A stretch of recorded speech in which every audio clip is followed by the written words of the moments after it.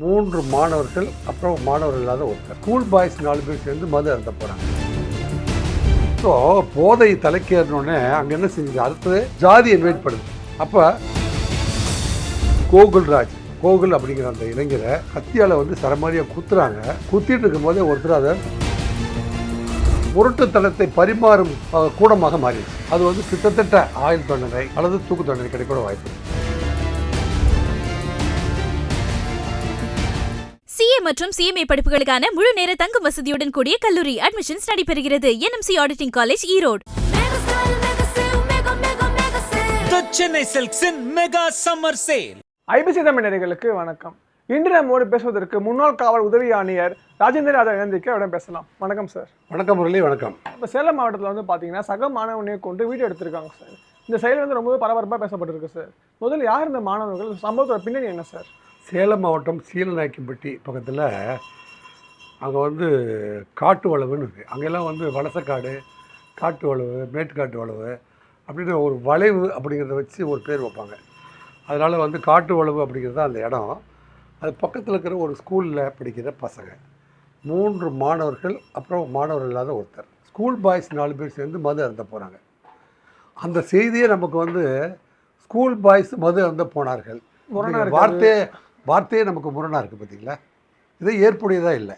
இந்த மது அருந்திட்டு இருக்கிற பொழுது ஒருத்தருக்கு ஒருத்தர் அவங்க ஒரு மணி நேரம் 2 மணி நேரம் பார்த்திங்கன்னா நம்ம காரில் அந்த பக்கம்லாம் சேலம், இந்த திருச்சி அங்கெல்லாம் போகும்போது சனி ஞாயிறுகளில் இந்த பார்களில் உட்காந்து குடிக்கிறது ஒரு கூட்டம் இருக்கிற பொழுதும், இந்த ஹைவேஸில் போயிட்டு இருக்கும்போது பார்த்திங்கன்னா எங்கெங்கெல்லாம் காடு இருக்குது, மரத்தடி இருக்குதோ அங்கெல்லாம் வந்து பியர் பாட்டில் வைக்க வயசு வித்தியாசம் இல்லாமல் பெரியவங்க, சின்னவங்க, மாணவர்கள் எல்லாம் வந்து வரிசையாக உட்காந்து அங்கங்கே புதர்களில் உட்காந்து மது குடிக்கிறது ஒரு வருத்தமான செயல்.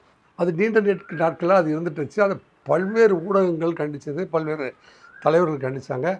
இப்போ நம்ம வந்து நம்பி இருக்கிறது தமிழகத்தில் வெற்றிகரமாக தன்னை முதல்வராக பதவியேற்றுக்கொண்ட தாவேகா தலைவர், மரியாதைக்குரிய மாண்புமிகு முதல்வர் விஜய் அவர்கள் தலைமையேற்று இப்போ வந்து கிட்டத்தட்ட 717 மது கடைகளை கோயில் பக்கத்தில் இருக்கிற இது மற்றும் கோயில் பக்கத்துலேயும் மற்றும் ஸ்கூல் பக்கத்தில் இருக்கிற மது கடைகளை 717 மது கடைகளை உடனடியாக தூக்க சொல்லியிருக்கார். ஸோ இந்த ப்ரப்போசல் கொடுத்ததுக்கு முதல்ல வந்து தமிழக முதல்வர் மாண்புமிகு தமிழக முதல்வர் திரு விஜய் அவர்களுக்கு பாராட்டுகளும் நன்றியையும் தெரிவித்துக் கொள்கின்றோம். இந்த குடும்பத்தின் சார்பாகவும் நமது சார்பாகவும். எப்படின்னா, இந்த 4 பேரும் சேர்ந்து குடிச்சிட்டு இருக்கும் பொழுது அவங்களுக்குள்ளே கொஞ்ச நேரம் பேசிகிட்டு இருக்காங்க. அப்புறம் பேச்சுவார்த்தை முற்றி பேசிகிட்டு இருக்கும்போது, நீ என்னடா அந்த ஜாதி பையன், நீ என்ன கருத்தை ஸ்ட்ராங்காக சொல்கிற, சாதியை சொல்கிறாங்க. ஸோ போதை தலைக்கேறினோடனே அங்கே என்ன செஞ்சது, அடுத்தது ஜாதி இன்வைட் பண்ணுது. அப்போ சமநிலையில் பேசி கொண்டு இருக்கிற மாணவர்களுக்கு மத்தியில் போதை தலைக்கேறின போது தான் ஒரு உயர்ந்த ஜாதி என்றும் அவன் கூட இருக்கிறவன் வந்து ஒரு குறைந்த ஜாதி என்றும் கருதுகின்ற ஒரு சூழ்நிலையை வந்து உருவாக்கிடுது. அது தலைக்கேறிடுச்சு அந்த போதை. கிட்டத்தட்ட பொதுமக்கள் பார்வையில் படுகிற இடமா அந்த இடம் இருக்கிற போது சத்தம் கேட்டு ஜனங்களும் ஓடி வராங்க.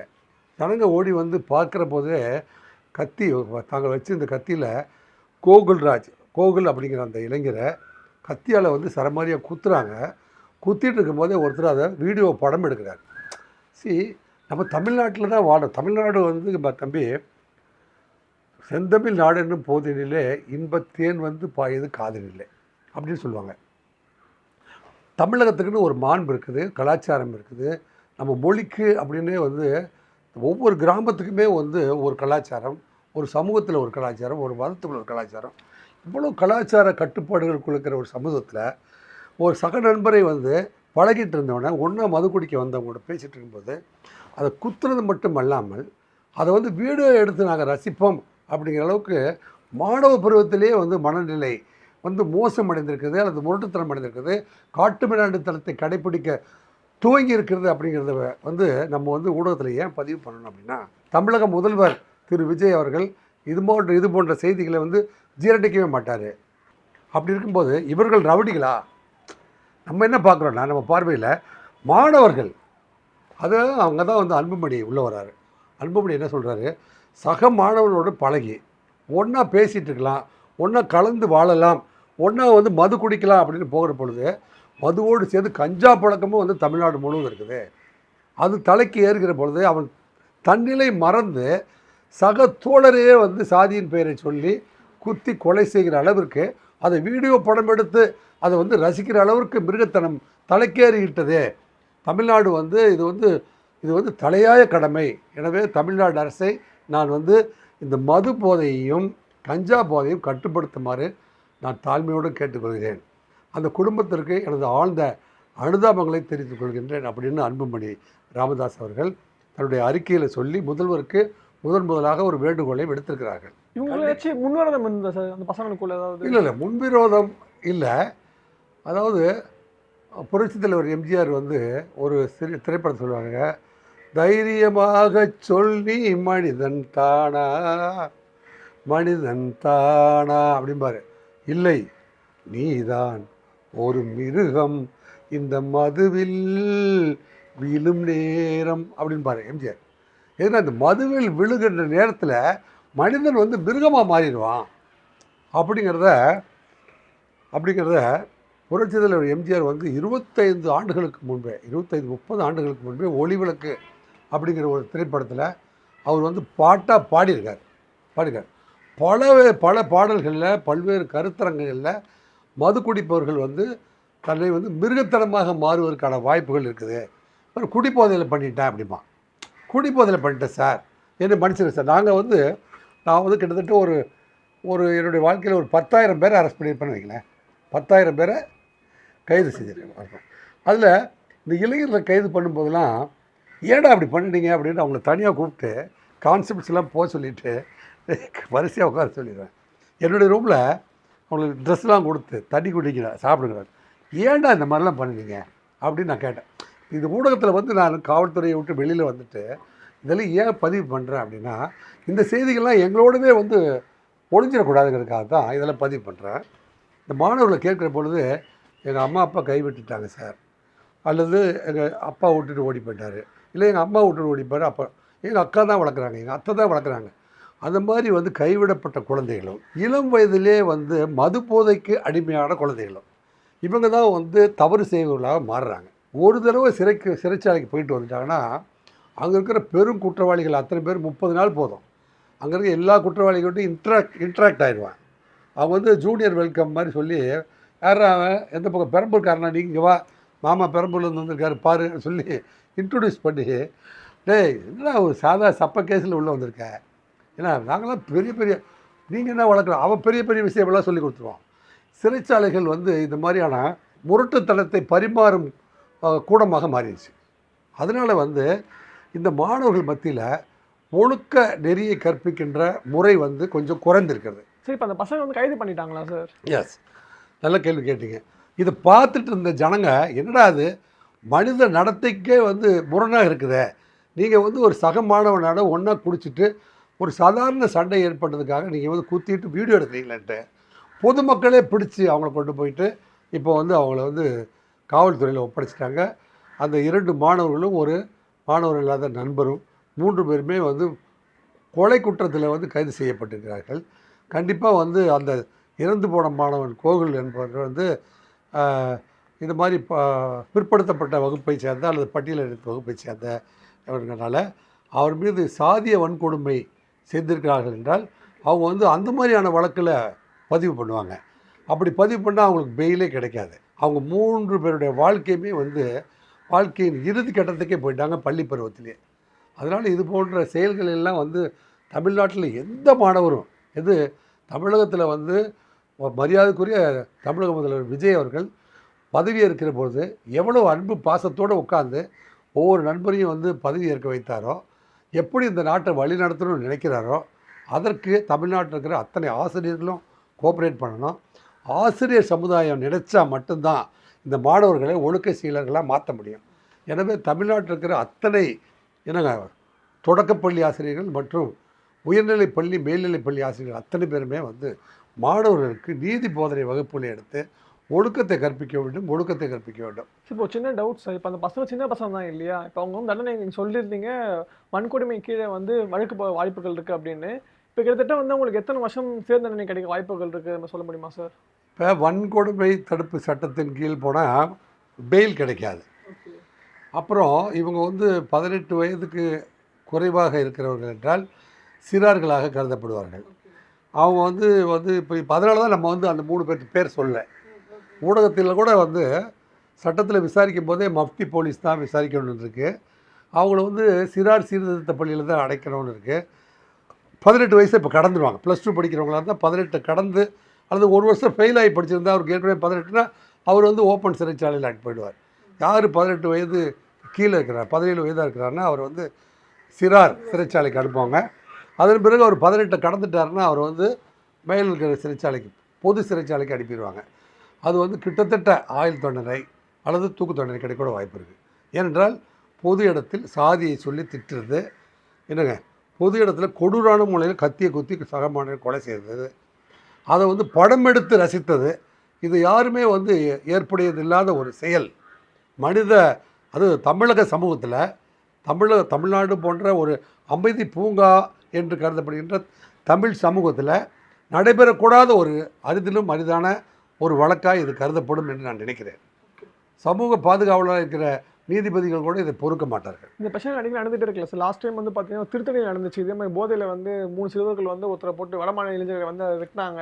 இது மாதிரி அடிக்கடி நடந்துகிட்டே இருக்குல்ல சார். இது மாதிரி என்ன சார் காரணம் நினைக்கிறீங்க நீங்கள்? இது பார்த்தீங்கன்னா நீங்கள் சொல்வது சரிதான். இந்த திருத்தணியில் ஒன்று நடந்துச்சு பார்த்தீங்களா. இப்போ வந்து இங்கே தென் மாவட்டங்களில் ஒரு சாமி ஊர்வலம் நடந்துகிட்ருக்கு. சாமி ஊர்வலத்தில் பக்கத்து ஊருக்காரன் சாமி பார்க்க வந்திருக்கான். திருவிழான்னா பார்த்தீங்கன்னா நீங்கள் எந்த ஊர்? இந்த ஊர் தானே? சரி தான். ஸோ இப்போ அங்கெல்லாம் கிராமத்தில் அப்படின்னா இப்போ வந்து பெரியபாளையத்தில் ஒரு கோயில் இருக்குன்னு வைங்களேன். பெரியபாளையம் திருவிழான்னா அந்த சுற்றி இருக்கிற 18 கிராமத்துக்காரன் வருவாங்க. சாமி ஊர்வலம் போது எந்த கிராமத்துக்காரன் வேணாலும் சாமிக்கு முன்னாடி ஆடிட்டே போவாங்க. அந்த ஆடிட்டே போகிறது வந்து ஒரு நேர்த்திக்கடன் என்று கருதப்படுகிறது. அப்படி வந்து வெளியூர்காரன் வந்து அவன் எப்போவுமே வந்து பல்வேறு விழாவில் நல்லா டான்ஸ் ஆடுறான். அவன் வந்து இந்த ஊர் பசங்களை விட அவன் நல்லா டான்ஸ் ஆடுறான். அந்த மியூசிக்கு, அந்த மேளத்துக்கு தகுந்த மாதிரி அவன் இதை தாங்காத அந்த உள்ளூர் பசங்க, என்னடா எங்கள் ஊர் சாமிக்கு முன்னாடி நீ வந்து ஆடுற அப்படின்னு சொல்கிறாங்க. கேட்டால் பொது இடத்துலேயே அவனை அடிச்சு கொண்டுட்டாங்க. பொது இடத்துல இப்போ ஊர்வலம் போயிட்டுருக்குது, 10 பேர் சேர்ந்து அவனை பொது இடத்துலையே போட்டு அடிக்கிறாங்க. அவனை தூக்கிட்டு போய் ஹாஸ்பிட்டலில் சேர்க்குறாங்க. ஹாஸ்பிட்டலில் பிராட் டெட் சொல்லிட்டாங்க. சாமி வந்து ஒரு ஊரில் திருவிழா நடக்கிற பொழுது ஊர்வலத்தில் தனக்கு ஏற்பட்ட ஒரு சின்ன மனக்கசப்பு, நம்மளை விட அவன் நல்லா டான்ஸ் ஆடுறான் அப்படிங்கிறது ஒரு பெரிய விஷயமா? அதை சகித்துக்கொள்ள முடியாமல் சகிப்புத்தன்மை, அதான் வந்து நம்ம கான்ஸ்டியூஷன்லேயே வந்து சகிப்புத்தன்மையை வந்து ஒரு ஒரு உடாத சரத்தாக வச்சுருக்காங்க இந்தியாவில். அது காரணமே வந்து சகிப்புத்தன்மை என்பது, பேஷன்ஸ் அப்படிங்கிறது வந்து கண்டிப்பாக ஒவ்வொரு மனிதருக்கும் வளர்க்கப்பட வேண்டியது அப்படிங்கிறதுக்கு இது ஒரு முன்னுதாரணமாக இருக்குது. இப்போ அந்த அடித்த 8 மாணவர்கள் 8 இளைஞர்கள் இருக்காங்கல்ல, திருவிழா நடந்துட்டு போது 8 பேர் கைது பண்ணி மர்டர் கேஸில் கொண்டு போய் ரிமாண்ட் பண்ணியிருக்காங்க. இது முந்தா நாள் நடந்திருக்கு. இந்த திருத்தணியில் நீங்கள் சொன்னபடி போட்டு ஒருத்தரை, இவங்களாம் இளம் வயதிலேயே வந்து தமக்கு ஒரு ஆயுள் தண்டனை கிடைக்கும் அல்லது தூக்கு தண்டனை கூட கிடச்சி நம்ம வாழ்க்கையே சிறைச்சாலையில் கழிக்க வேண்டியிருக்கும் அப்படிங்கிற செய்தியை நீங்களாம் ஏன் உணராமல் இந்த இளைஞர்கள்லாம் இப்படி பண்ணுறீங்க? தமிழ்நாட்டு இளைஞர்களே, இதெல்லாம் ஏன் நாங்கள் ஊடகத்தில் சொல்கிறோம் அப்படின்னா, இது மிகப்பெரிய பின்விளைவுகளை ஏற்படுத்தி உங்கள் வாழ்க்கை மட்டுமில்லை, உங்களால் ஒருத்த நீங்கள் சிறைக்கு போகிறேன் அப்படின்னா உங்கள் அக்கா என்ன செய்வாங்க, உங்கள் தம்பி என்ன பண்ணுவான், என்னங்க உங்கள் தம்பி என்ன பண்ணுவான், உங்கள் அம்மா என்ன பண்ணுவாங்க, அப்பா என்ன பண்ணுவாங்க, உங்கள் அத்தைமார்கள், பெரியப்பா பெரியம்மாமார்கள், தாத்தாமார்கள், சுற்றத்தார்கள் அத்தனை பேருமே நீங்கள் இழக்க வேண்டியிருக்கும். உங்கள் சுயமரியாதை வந்து அங்கே பறி போயிடும். நீ வந்து ஒரு கொலையாளியாய் வந்து உன் வாழ்நாள் முழுவதும் பார்க்கப்படுவாய், ஒரு ரவுடியாய் பார்க்கப்படுவாய், ஒரு கெட்டவனாய் பார்க்கப்படுவாய் அப்படின்லாம் வந்து ஆசிரியர்கள் சொல்லணும். இல்லைன்னா ஊடகம் கூட அடிக்கடி ஒரு குற்றத்தில் ஈடுபட்டிங்கன்னா சமூகத்தில் உன் மீது இருக்கிற பார்வை, உன் வாழ்நாள் முழுவதுமே உன் மீது இருக்கிற பார்வை சரியான பார்வையாக இருக்காது. அப்படி ஒரு பார்வை படும்போது உன் வாழ்க்கையில் நீ கடந்து செல்வது எவ்வளோ கடினமானது அப்படிங்கிறத ஒவ்வொரு மனிதனும் வந்து உணர் செய்யணும். எதுக்காக வந்து தனி ஒரு மனிதன் திருத்தி விட்டால் சிறைச்சாலைகளே வந்து மூடிடலாங்கிறான். அப்போ ஒவ்வொரு தனி மனிதனும் வந்து சுய ஒழுக்கத்தையும் நாட்டின் கலாச்சாரத்தையும் வந்து கடைப்பிடிக்கணுங்கிற எண்ணத்தை விதைக்க வேண்டிய காலம் இது. அதே மாதிரி வந்து பார்த்தீங்கன்னா சொல்லியிருந்தீங்க, தனி ஒரு மனிதன் வந்து திருந்தணும் அப்படின்ட்டு. இன்கேஸ் அதுக்கு வாய்ப்பு இல்லைன்னா தண்டனைகள் கடுமையாக்கப்பட்டால் குற்றங்களுக்கு ஒரே வாய்ப்புகள் இருக்கா சார்? இப்போ தண்டனைகள் வந்து கடுமையாக்கப்படவில்லை அப்படின்னு நீங்கள் நினைக்கிறீங்களா?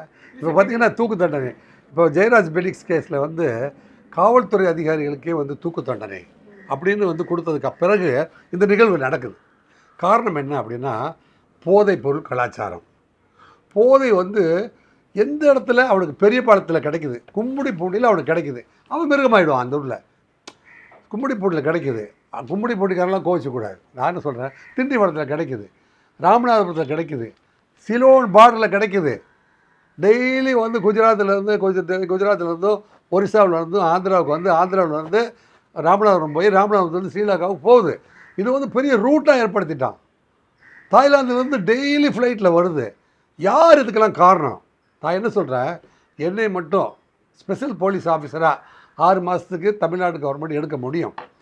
என்னங்க, மரியாதைக்குரிய தமிழக முதல்வர் அவர்கள் என்னை ஸ்பெஷல் போலீஸ் ஆஃபீஸராக 6 மந்த்ஸ் அப்பாயின்மெண்ட் கொடுத்தாருன்னா, நான் வந்து இது எல்லாத்தையும் வந்து அவர் நினைக்கிற அளவுக்கு 6 மாதத்துக்குள்ளே இதை கண்ட்ரோலில் கொண்டு வந்து கொடுத்துட்றேன். அதுக்கப்புறம் யார் வேணால் அந்த பதவியில் இருக்குது. ஸோ நிறைய விஷயங்கள் பகிர்ந்துக்கிட்டீங்க. உங்கள் நேரத்தை எங்களுக்காக செலவிட்டதுக்கு மிக்க நன்றி சார். மிக்க மகிழ்ச்சி முரளி. இது போன்ற பயனுள்ள தலைப்பின் கீழ் என்னை பேச வச்சு நாட்டில் இருக்கிற இளைஞர்களுக்கு விழிப்புணர்வு கருத்துக்களையும் மற்றும் திருக்குறளில் பொதிந்துள்ள பல்வேறு ஒழுக்க நெறி கருத்துக்களையும் சொல்வதற்கான வாய்ப்பை அமைத்து கொடுத்ததுக்காக ஐபிசி நேயர்களுக்கும் ஐபிசி நிறுவனத்திற்கும் எனது மனமார்ந்த நன்றி.